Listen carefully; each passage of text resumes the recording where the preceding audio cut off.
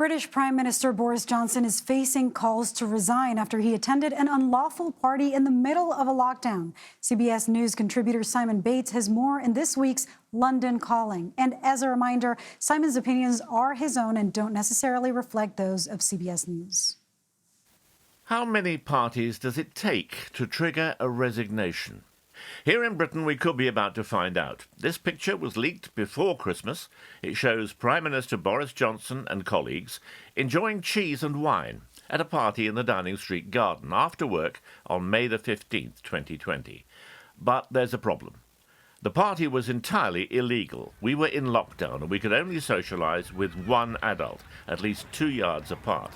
And this week came news that 5 days later, this man, Mr. Johnson's principal private secretary, invited 100 of his staff for drinks in the garden and, quote, bring your own booze. Again, entirely illegal. Was the Prime Minister there? Did he bring his booze?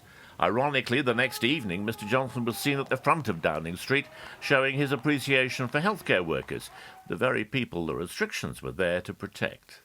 Meantime, Britain has been engulfed in a tide of anger, with accusations that the Prime Minister doesn't play by the rules, because 2 years ago we weren't even allowed to hold the hand of a dying relative. For one legislator who lost his mother-in-law, it was all too much.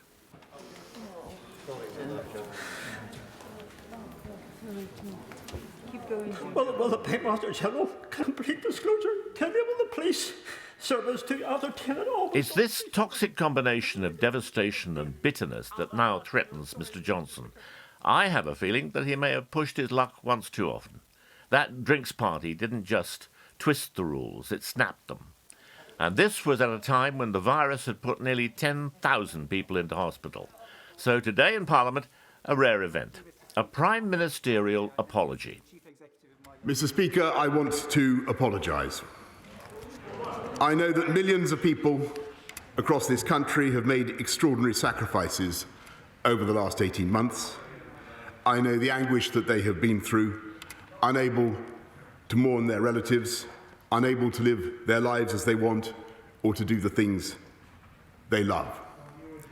And I know the rage they feel with me and with the government I lead when they think that in Downing Street itself the rules are not being properly followed by the people who make the rules.